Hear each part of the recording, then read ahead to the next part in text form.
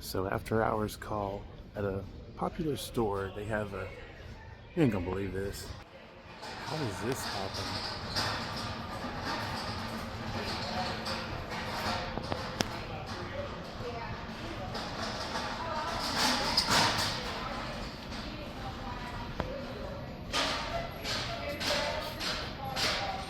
How in the world does that fall?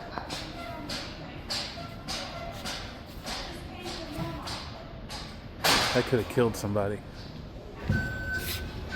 See, this right here goes into the S-lock, and you can see there is no screws whatsoever in that.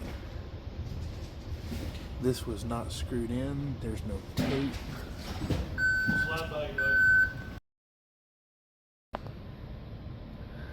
It's got cables attached to it.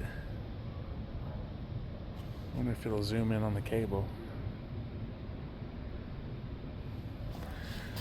And then there's another one down here, and neither one of those held.